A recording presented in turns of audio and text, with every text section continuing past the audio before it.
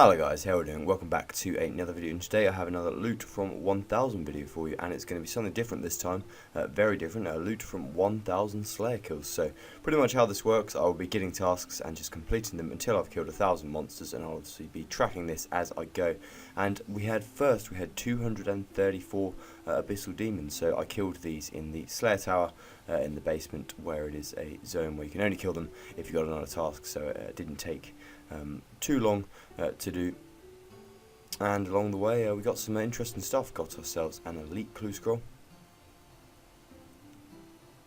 and when we completed that, it was an alright award. 250 award, yeah, reward I meant. 253k, you can't really complain too much.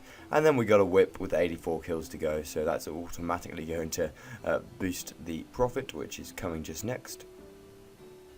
And yeah, the first price check, so yeah, I'll be picking up every single thing I get, including all that annoying stuff, everything apart from bones and big bones, but you can always add them on at the end if you want. So the first up, 2.985 mil, not too bad, but you've got to remember that is accentuated by the whip, so only about 200k or so without the whip, but still not too shabby.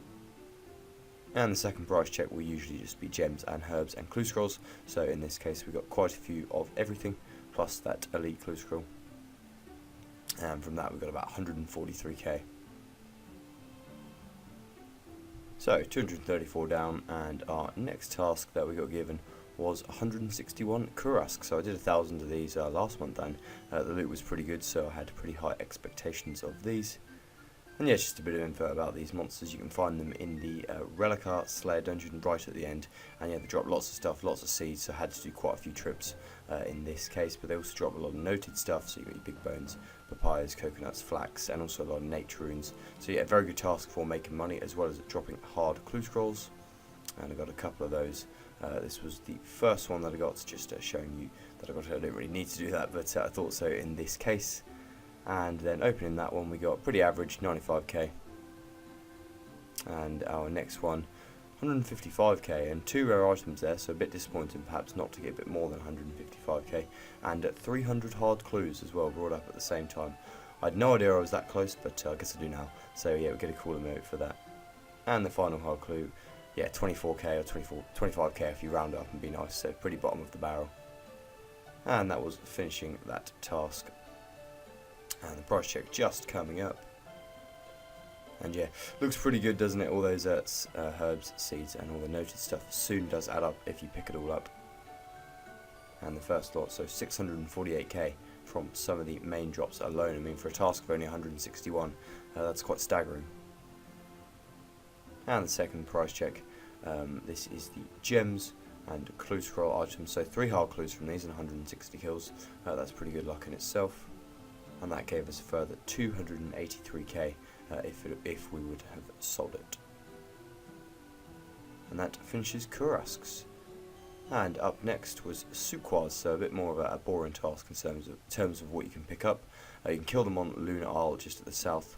I didn't pick up the Suqua hides and the other stuff, as it's not tradable and it's just going to slow me down, and it doesn't really make any difference to the total profit. And they also drop the odd gem and the odd herb, but the main reason people do these is because they're good Slayer XP, and they also drop hard clue scrolls, although I only got one in 215 on this occasion, so I was pretty disappointed with that. But yes, one's enough, and when I did get that one, the reward was pretty good, 152k. So not much to show for from Suquas, just the one hard clue, and then yeah, quite a few herbs.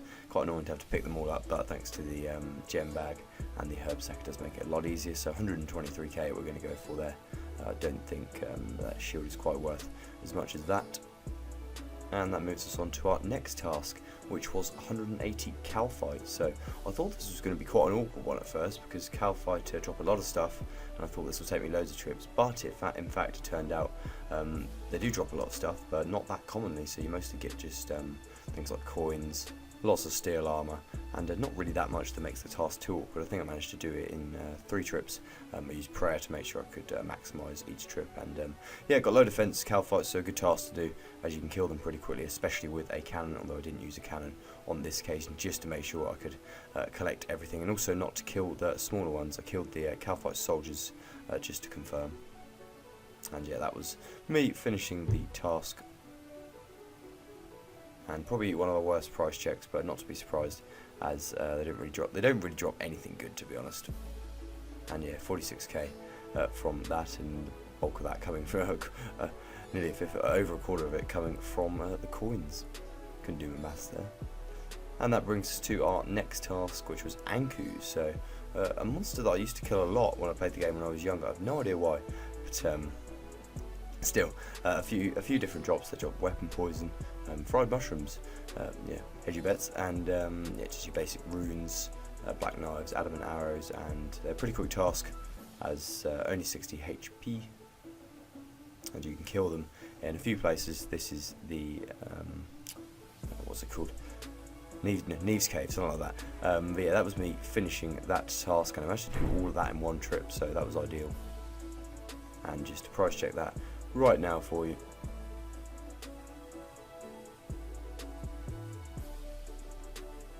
Yeah, it's not looking the biggest amount. And yeah, just the 105k from that, but as I said, another quick task, so some quick XP. And yeah, it only took me one trip as well, so can't have too many complaints about that. And that brings us to our final task. We have 64 kills left, so we'll do 64 cave horrors, and then we will have a look at the total loot. And yes, a bit of info about cave horrors. You can kill them in the Moslahamas Island, the dungeon. You need to do a couple of quests for that, and they're similar to Anku's, actually. Low HP, very aggressive, so you can get through the task quite quickly and fairly AFK. They drop hard clues, they drop black masks, which are worth a fair bit. Just the one hard clue from 64 and 58k, so not amazing, but to get a hard clue is still good. And that was 142 left, so that meant I'd done 64, and that meant we had reached 1,000 Slayer kills. So yeah, congratulations to me. And just finally price checking, there's 64 cave horrors, including one hard clue, and that gave us 79k in total. And yes, pretty good in total. So yeah, coming next is the total loot. Unfortunately, I cannot show you the total loot, as that pretty much ate up all my bank space, so I had to keep selling things in between.